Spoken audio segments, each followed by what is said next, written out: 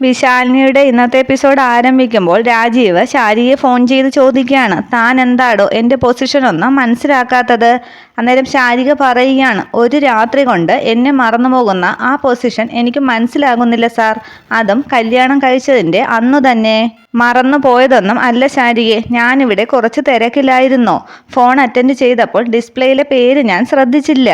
അന്നേരം പരിഭവത്തോടുകൂടി ശാരിക ചോദിക്കുകയാണ്, മുൻപൊന്നും ഇങ്ങനെയൊന്നും ആയിരുന്നില്ലല്ലോ സാർ.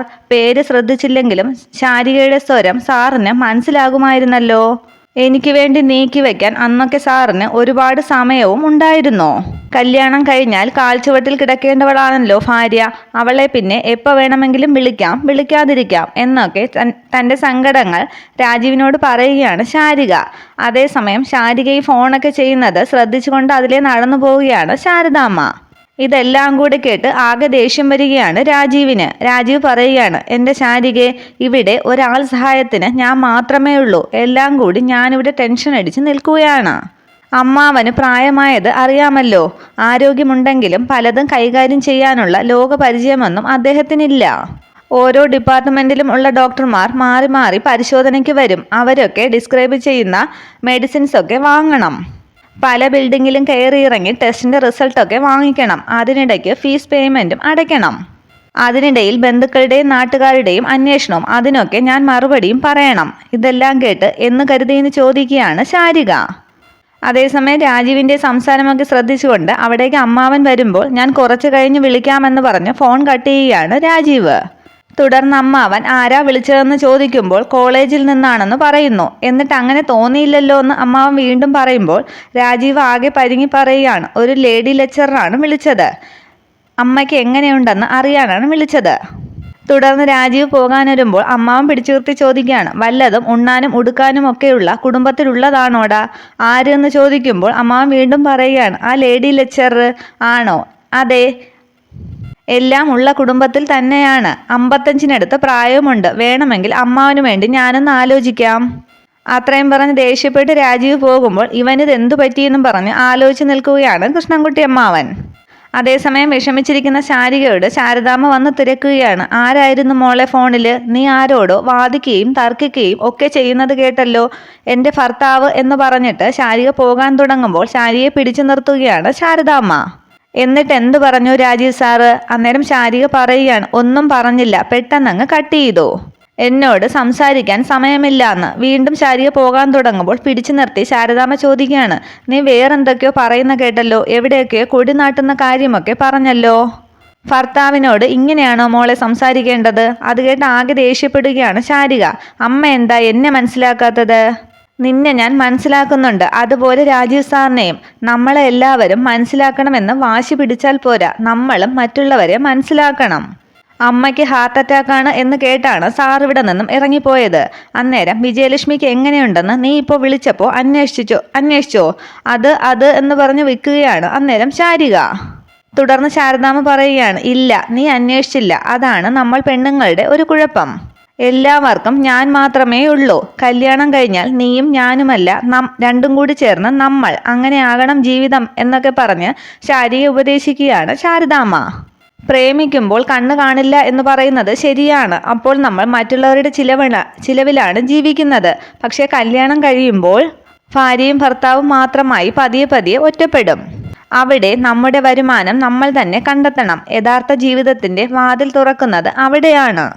ഭാര്യ ഭർത്താക്കന്മാർ ഫോൺ വിളിക്കാതിരുന്നാലോ അകന്നിരുന്നാലോ ഇഷ്ടമില്ലാത്തത് കൊണ്ടെന്നല്ല അതിൻ്റെ അർത്ഥം എന്നൊക്കെ പറഞ്ഞ് ജീവിതത്തെക്കുറിച്ച് പല ഉപദേശങ്ങളും നൽകുകയാണ് ശാരദാമ്മ ശാരികയ്ക്ക്. ഇതൊക്കെ മനസ്സിലാക്കിയിട്ടും ജീവിതത്തിൽ തോറ്റുപോയവളാണ് ഈ അമ്മ. ആ വിധി എൻ്റെ മോൾക്ക് ഉണ്ടാകരുത്. രാജീവ് സാറിൻ്റെ അമ്മയാണ് ജീവന് വേണ്ടി പോരടിച്ച് ആശുപത്രിയിൽ കിടക്കുന്നത്. കല്യാണം കഴിഞ്ഞു എന്ന് കരുതി സാറിന് അമ്മയെ ഉപേക്ഷിക്കാൻ പറ്റുമോ? നിനക്ക് പ്രാധാന്യം കുറഞ്ഞു എന്ന് തോന്നുമ്പോൾ ആ സ്ഥാനത്ത് നീ ആയിരുന്നെങ്കിലോ ഒന്ന് ആലോചിച്ച് നോക്കിയാൽ മാത്രം മതി. സാറിനെ പ്രസവിച്ച് വളർത്തിയ അമ്മയാണ് ആശുപത്രിയിൽ കിടക്കുന്നതെന്ന് എൻ്റെ മോള് ഒരിക്കലും മറക്കരുത്. അത്രയും പറഞ്ഞ് ശാരദാമ്മ പോകുമ്പോൾ താൻ ചെയ്തതൊക്കെ തെറ്റാണെന്ന് ശാരികയ്ക്ക് ബോധ്യപ്പെടുകയാണ്. തുടർന്ന് കാണിക്കുന്നത് രാവിലെ സത്യഭാമയുടെ വീട്ടിൽ പ്രീതിക്ക് പാല് കൊണ്ടുവന്ന് കൊടുക്കുകയാണ് ശാലിനി. അന്നേരം പ്രീതി പറയുകയാണ്, ഇതെന്താ ശാലിനി, പാലോ? ഞാൻ രാവിലെ പാലല്ല കുടിക്കുന്നത്, ചായയാണ്. അന്നേരം ശാലിനി പറയുകയാണ്, ആ പതിവൊക്കെ ഇനി അങ്ങ് മാറ്റണം. അതേസമയം അവരുടെ റൂമിന്റെ വാതിലിലേക്ക് വരികയാണ് സുസ്മിത. ശാലിനി പറയുകയാണ്, ഇതേ സ്പെഷ്യലാണ് കുങ്കുമപ്പൂവിട്ടത്. കുങ്കുമപ്പൂവിട്ട പാലോ? അതിന് പ്രീതി എന്താ ഗർഭിണിയാണോ എന്ന് ചിന്തിക്കുകയാണ് സുസ്മിത. ശാലിനി പറയുകയാണ്, ഈ സമയത്തെ നമ്മുടെ ഇഷ്ടങ്ങൾ മാത്രം നോക്കിയാൽ പോരാ, കുറച്ച് ത്യാഗങ്ങൾ കൂടി സഹിക്കേണ്ടി വരും. അന്നേരം അത് തന്നെയെന്ന് ആലോചിക്കുകയാണ് സുസ്മിത. തുടർന്ന് ശാലിനി പ്രീതിക്ക് പാല് കൊടുക്കുന്നു. മുറിവ് എങ്ങനെയുണ്ടെന്ന് ശാലിനി തിരക്കുമ്പോൾ കുഴപ്പമില്ല എന്ന് പറയുകയാണ് പ്രീതി. അന്നേരം ആലോചിച്ചിരിക്കുന്ന പ്രീതിയോട് താൻ എന്താ ആലോചിക്കുന്നതെന്ന് ശാലിനി ചോദിക്കുമ്പോൾ പ്രീതി പറയുകയാണ്, അവളെ പറ്റി തന്നെ, ആ സുസ്മിതയെ പറ്റി. എന്താ ഇപ്പോൾ പുതിയ പ്രശ്നമെന്ന് ശാലിനി ചോദിക്കുമ്പോൾ പ്രീതി പറയുകയാണ്, ഇന്നത്തെ കാര്യം തന്നെ. ഒരു സൈക്കോ മട്ടിലായിരുന്നു അവളുടെ പെരുമാറ്റം മുഴുവൻ. അവളെ എങ്ങനെയെങ്കിലും ഈ വീട്ടിൽ നിന്ന് ഒഴിപ്പിച്ചു വിടാതെ ശരിയാവില്ല ശാലിനി. അത് കേട്ട് ശാലിനി പറയുകയാണ്, നാണം കെട്ട് അവൾ തന്നെ ഈ വീട്ടിൽ നിന്ന് ഇറങ്ങിപ്പോകുമെന്നാണ് എനിക്ക് തോന്നുന്നത്. സാധാരണ പെൺകുട്ടികളായിരുന്നെങ്കിൽ എപ്പോഴേ പോയേനെ. പക്ഷെ അവള് അങ്ങനെ പോകില്ല. കാരണം അവളുടെ ഉള്ളിലൊരു ലക്ഷ്യമുണ്ട്. ആ ലക്ഷ്യം സാധിക്കാനായി അവള് ഏതടവും പയറ്റും. പ്രീതിയുടെ സംസാരം കേട്ട് സുസ്മിത കരുതുകയാണ്, അപ്പോ നിനക്കെന്നെ നന്നായിട്ട് മനസ്സിലായിട്ടുണ്ട്. പ്രീതി പറയുകയാണ്, ഇനി അധികകാലം അവളുടെ കളികളൊന്നും തുടരില്ല. അമ്മയ്ക്ക് അവളെ കുറേശ്ശെ മനസ്സിലായി തുടങ്ങിയിട്ടുണ്ട്. ഇന്നലെ അമ്മ മുന്നറിയിപ്പ് കൊടുത്തത് കേട്ടില്ലേ, ചവിട്ടി പുറത്താകുമെന്ന്. അതായിരിക്കും ഉണ്ടാകാൻ പോകുന്നതെന്ന് പ്രീതി പറയുമ്പോൾ പ്രീതി ആശ്വസിപ്പിക്കാൻ വേണ്ടി ശാലിനി പറയുകയാണ്, പ്രീതി പാല് കുടിക്ക്. ഈ സമയത്ത് ആവശ്യമില്ലാത്ത കാര്യങ്ങളൊന്നും ചിന്തിച്ച് കൂട്ടണ്ട. ശാലിനി ഇങ്ങനെ സ്നേഹത്തോടു കൂടി ഉണ്ടാക്കിക്കൊണ്ടുവരുമ്പോൾ ഞാൻ എങ്ങനെയാ കുടിക്കാതിരിക്കുക എന്ന് പറഞ്ഞ് പാല് കുടിക്കുകയാണ് പ്രീതി. പ്രീതിയുടെ വർത്തമാനം കേട്ട് സന്തോഷിച്ചിരിക്കുന്നു ശാലിനിയും. തുടർന്ന് മുഴുവൻ കുടിക്കണം എന്ന് പറയുകയാണ് ശാലിനി. അതേസമയം പുറത്തേക്കിറങ്ങി എന്തൊക്കെയോ ചിന്തിച്ച് കൂട്ടുകയാണ് സുസ്മിത ഓർക്കുന്നത് അന്ന് പൊന്നി പ്രഗ്നൻസി ടെസ്റ്റർ വാങ്ങിക്കൊണ്ടുവന്നപ്പോൾ അത് തനിക്കാണെന്ന് പറഞ്ഞതും പിന്നീട് വൈദ്യം കൊണ്ടുവന്ന് കഷായവും മരുന്നുമൊക്കെ കൊടുത്തപ്പോഴും അത് പൊന്നിക്കാണെന്ന് പറഞ്ഞതും ഒക്കെയായ കാര്യങ്ങളാണ്. സുസ്മിത സ്വയം പറയുകയാണ്, ശരിക്കും പ്രീതിക്കായിരുന്നു അപ്പോൾ ഗർഭം. എന്നെ ആൻറ്റി അടിച്ച് പുറത്താക്കുന്നത് കാണാൻ കാത്തിരിക്കുകയാണ് അല്ലേടി നീ. നിന്നെ സ്വന്തം മകളെ ആൻറ്റി ചവിട്ടി പുറത്താക്കുന്നത് കാണിച്ചു തരാൻ ഞാൻ. അതിനുള്ള ആയുധമാണ് ഇപ്പോൾ എൻ്റെ കയ്യിൽ കിട്ടിയിരിക്കുന്നത് എന്ന് പറഞ്ഞ് ചിന്തിച്ചു നിൽക്കുന്നു സുസ്മിത. തുടർന്ന് കാണിക്കുന്നത് കുടുംബശ്രീ വീട്ടിൽ തറയൊക്കെ തുടയ്ക്കുകയാണ് ശാരിക. അതേസമയം അവിടെ ഇരുന്ന് പഠിക്കുന്നു ശ്യാമയും. അന്നേരം അവിടേക്ക് വരുന്ന ഗോപാലകൃഷ്ണനെ കണ്ട് സന്തോഷിച്ച് ശാരിക പറയുകയാണ്, ദേ ശ്യാമേ, ആരാണ് വരുന്നതെന്ന് നോക്കിക്കേ. മക്കളെന്ന് ഗോപാലകൃഷ്ണൻ വിളിക്കുമ്പോൾ ആകെ സന്തോഷിച്ച് ശ്യാമ അകത്തേക്ക് നോക്കി അമ്മയെന്ന് ഉറക്കെ വിളിക്കുകയാണ്. അച്ഛൻ എന്താ പതിവില്ലാതെയെന്ന് ശാരിക ചോദിക്കുമ്പോൾ കാര്യമുണ്ട് മക്കളെ എന്ന് പറഞ്ഞിട്ട് ആ കമ്മൽ കൊണ്ടുവന്ന് ശാരികയ്ക്ക് നേരെ നീട്ടുകയാണ് ഗോപാലകൃഷ്ണൻ. വാങ്ങിക്ക് മോളെ എന്ന് പറയുന്നു. എന്താ അച്ഛാ ഇതെന്ന് ചോദിക്കുമ്പോൾ തുറന്നു നോക്കുന്ന സന്തോഷത്തോടെ പറയുകയാണ് ഗോപാലകൃഷ്ണൻ. അതേസമയം ആ തുറന്നു നോക്കുമ്പോൾ കമ്മൽ കാണുന്നത് കണ്ട് ആകെ സന്തോഷിച്ച് ശാരിക അന്ന് ഹോസ്പിറ്റലിൽ ഗോപാലകൃഷ്ണനെ കൊണ്ടുപോയതും ശാരദാമ്മ കമ്മൽ പണയമായി കൊടുത്തതും ഒക്കെ ഓർത്ത് കണ്ണു നിറയുകയാണ്. ശാരദാമ്മയെ കാണാഞ്ഞിട്ട് വീണ്ടും ശ്യാമ അമ്മയെന്ന് വിളിക്കുമ്പോൾ പുറത്തു നിൽക്കുന്ന ഗോപാലകൃഷ്ണനെ കണ്ട് ഗോപാലേട്ടൻ എന്ന് പറഞ്ഞ് ഞെട്ടി നിൽക്കുകയാണ് പുറത്തേക്ക് വരുന്ന ശാരദാമ്മ. അച്ഛൻ തന്നെ ഇത് അമ്മയ്ക്ക് നേരിട്ട് കൊടുത്തേക്കെന്ന് പറയുമ്പോൾ സങ്കടത്തോടെ ഗോപാലകൃഷ്ണൻ പറയുകയാണ്, വേണ്ട മോള് കൊടുത്താൽ മതി. അച്ഛന് ആഗ്രഹമുണ്ട്, പക്ഷേ അവകാശമില്ല. അച്ഛൻ തന്നെ നഷ്ടപ്പെടുത്തിയതാണ് അത് എന്ന് പറഞ്ഞ് സങ്കടപ്പെട്ട് നിൽക്കുകയാണ് ഗോപാലകൃഷ്ണൻ. എന്താ മോളെന്നും പറഞ്ഞ് ശാരദാമ്മ വരുമ്പോൾ ശാരിക ആ കമ്മല് ശാരദാമ്മയ്ക്ക് കൊടുക്കുകയാണ്. അന്നേരം ശാരദാമ്മ പറയുകയാണ്, ഗോപാലേട്ട, ഞാനിത് തിരിച്ചു വേണമെന്ന് ആഗ്രഹിച്ചല്ല അന്ന് കൊടുത്തത്. അറിയാം ശാരദേ, നിങ്ങൾ തിരിച്ചു തന്നത് എൻ്റെ ജീവനാണ്. അതിൻ്റെ കടം വീട്ടാൻ എനിക്കാവില്ലല്ലോ ഈ ജന്മം. അന്നേരം ഗോപാലകൃഷ്ണനെ ആശ്വസിപ്പിച്ച് ശാരദാമ്മ പറയുകയാണ്, അതിൻ്റെ ഭാരവും പേറി നടക്കണ്ട ഗോപാലേട്ട. പ്രതിഫലം ആഗ്രഹിച്ച് ചെയ്തതല്ല അതൊന്നും. ഞങ്ങളതൊക്കെ എപ്പോഴേ വിട്ടു. എനിക്കറിയാം ശാരദേ, നല്ല മനസ്സുള്ളവർക്ക് നല്ലത് വരുത്തുമെന്ന് പറഞ്ഞു കേട്ടിട്ടുണ്ട്. പക്ഷേ തങ്കം പോലെ മനസ്സുള്ള എൻ്റെ മോളുടെ കല്യാണം എന്ന് പറഞ്ഞ് ശാരിയെ നോക്കുമ്പോൾ പെട്ടെന്ന് ശാരികയുടെ കഴുത്തിൽ കിടക്കുന്ന താലി കണ്ട് ഞെട്ടുകയാണ് ഗോപാലകൃഷ്ണൻ. ഇതെന്താ താലി? നിന്റെ കല്യാണം കഴിഞ്ഞോ മോളെ എന്ന് ആകെ അമ്പരന്ന് ഗോപാലകൃഷ്ണൻ ചോദിക്കുമ്പോൾ രാജീവ് സാറുമായിട്ട് തന്നെയാണെന്ന് ശാരദാമ്മ പറയുന്നു. ആരും അറിയാതെ അവർ അമ്പലത്തിൽ വെച്ച് താലി കെട്ടി.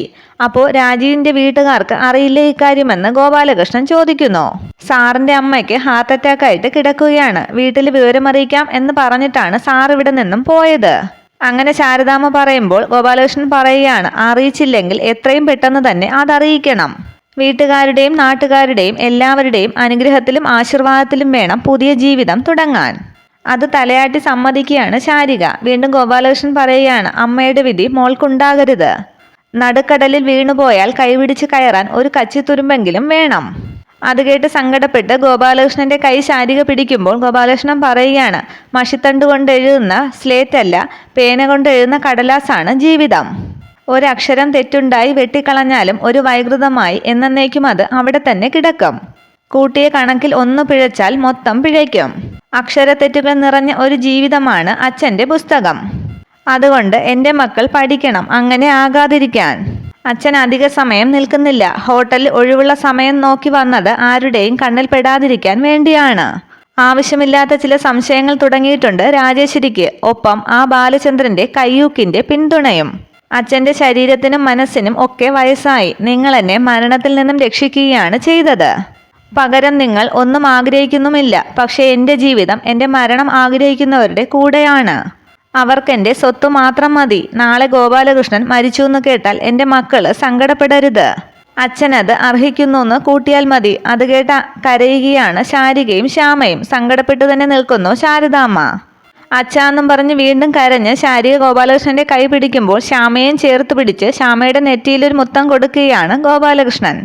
തുടർന്ന് ശാരികയുടെയും നെറ്റിയിൽ ചുംബിക്കുകയാണ് ഗോപാലകൃഷ്ണൻ. ഈ കാഴ്ചയൊക്കെ കണ്ട് വളരെ സന്തോഷത്തോടു കൂടി നിൽക്കുകയാണ് ശാരദാമ്മ. തുടർന്ന് പോട്ടെ മക്കളെ എന്ന് രണ്ടുപേരോടും ചോദിച്ച ശേഷം ശാരദാമ്മയും ഒന്ന് നോക്കുകയാണ്. ശരിയെന്ന രീതിയിൽ തലയാട്ടുകയാണ് ശാരദാമ്മയും. തുടർന്ന് ആകെ കലങ്ങിയ ഹൃദയവുമായി അവിടെ നിന്ന് നടന്നു പോവുകയാണ് ഗോപാലകൃഷ്ണൻ. അത് നോക്കി നിൽക്കുകയാണ് ശാരദാമ്മയും മക്കളും. തുടർന്ന് കാണിക്കുന്നത് സത്യഭാമയുടെ വീട്ടിൽ പപ്പായ ജ്യൂസ് ഉണ്ടാക്കാനായി പപ്പായ മുറിക്കുകയാണ് സുസ്മിത. അന്നേരവും സുസ്മിത ശാലിന് പാല് കൊണ്ട് കൊടുത്തപ്പോൾ പറഞ്ഞ കാര്യങ്ങളൊക്കെ ഓർക്കുകയാണ്. സുസ്മിത സ്വയം കരുതുകയാണ്, കുങ്കുമപ്പൂവിട്ട പാല് നീ കുടിക്കണമെങ്കിൽ നീ ഗർഭിണിയാണെന്ന് എനിക്കുറപ്പാണ്. നിനക്ക് ഞാൻ തരാൻ പോകുന്നത് കുങ്കുമപ്പൂവല്ല, പപ്പായയാണ്, പപ്പായ ജ്യൂസ്. പിന്നെ നീ കുങ്കുമപ്പൂവിട്ട പാല് കുടിക്കേണ്ടി വരില്ല എന്ന് പറഞ്ഞ് ജ്യൂസ് തയ്യാറാക്കുന്നു സുസ്മിത. ഇത്രയും ആകുമ്പോഴേക്കും നാളത്തെ എപ്പിസോഡ് അവസാനിക്കുന്നു. വീഡിയോ ഇഷ്ടമായാൽ ലൈക്ക് ചെയ്യുക, കമൻറ്റ് ചെയ്യുക. Okay, thank